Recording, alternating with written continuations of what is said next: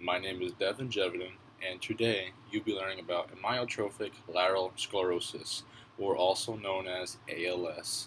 This video is for HPR 2120, and I hope you enjoyed my presentation. Thank you. Alright, so what is ALS? Amyotrophic lateral sclerosis is a progressive neurodegenerative disease that affects the nerve cells in the brain and in the spinal cord. Motor neurons reach from the brain to the spinal cord, which then reach out to the muscles.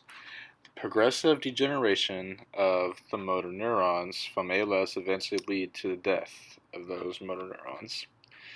Lou Gehrig was an outstanding baseball player, but in 1939 he developed ALS, which forced him to retire early, and he brought national attention to the disease. So what causes ALS? Long story short, doctors and scientists are simply just not sure what causes it. They have, though, narrowed it down to some possibilities. Gene mutations is one of the causes of ALS.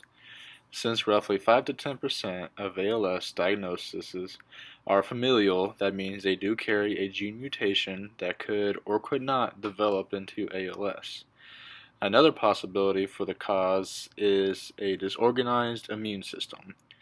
So what that means is, as the immune system works on destroying foreign bodies, well, the immune system ends up seeing motor neurons as those foreign bodies, and in turns destroys the motor neurons and starts attacking them.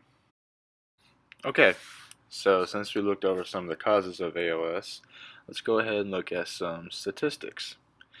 There are two different ways someone can develop ALS: sporadic and familial. Sporadic is the most common and accounts for 90 to 95% of all ALS diagnoses, which means familial, like I've said earlier, covers around 5 to 10% of all the cases.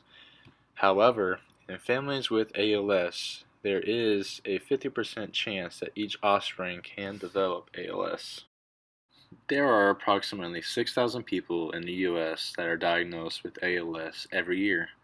As of right now, there currently stands 30,000 people in the U.S. that have ALS.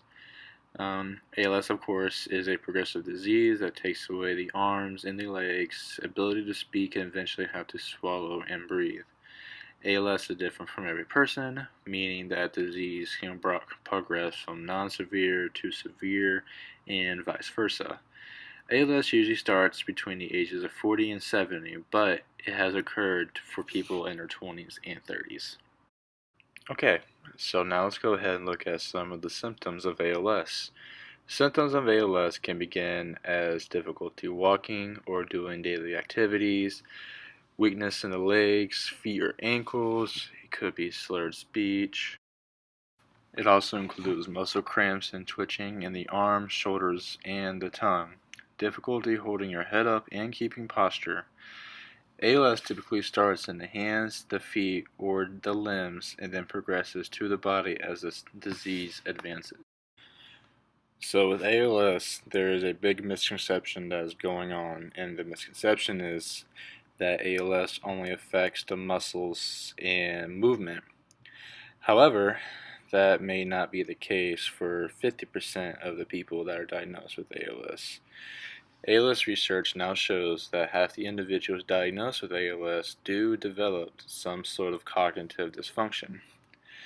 Now that can range from varying degrees of cognitive dysfunction, but however, 25% of those that have developed some sort of cognitive loss do go on to develop full-blown dementia. So now there's a great variation when it comes to ALS and the cognitive loss that can occur. Now remember, like I said earlier, not everybody that has ALS will develop any type of cognitive loss. However, around 50% do, so it definitely is worth taking note that it can happen. Some common things with people that develop cognitive loss with ALS is the person seems to have lost a filter when they're talking to other people, when they're making comments about things. There's nothing to filter between what they say and what they think. Sometimes their behavior can seem embarrassing or even childlike. They can develop a disconnect between the thought of moving and actually doing a movement. Um, and they have difficulty remembering, and there's a whole lot of other stuff that goes with possible cognitive loss and ALS. So, as ALS advances, people with the disease may find it difficult to speak due to the weakened muscles of the larynx, the pharynx, the soft palate, the muscles of the tongue, and the lips. So, communication can become quite difficult for people who eventually experience those motor neuron losses. Usually, when it happens, it does become recommended to acquire a speech therapist just to make it easier, to make communications easier, and to just work on communicating between each other. So, physical activity becomes really tricky when it comes to ALS, and it really depends on the severity of the disease, what stage the ALS has advanced to. It is recommended by the Cleveland Clinic to work on moderate aerobic activities to increase their heart rate. It is also recommended to do a lot of stretching and range of motion activities to keep the joints and the muscles from stiffening up and becoming even more difficult to use. However, it is not recommended to perform any type of weight training activities with patients who do have ALS because their muscles are already weakened from the dying motor neurons. So having even more muscle weakness will actually be very non-beneficial to those patients. Now I'm sure that a lot of you remember the ALS Ice Bucket Challenge craze back in the summer of 2014. This was done to help create awareness for ALS by dumping ice cold water onto yourself to help show the stiffness and the numbness that those diagnosed with ALS have to suffer through every single day. This was done by tons and tons of athletes, NFL players, NBA, MLB, celebrities. I mean, you name it, everybody was doing this challenge.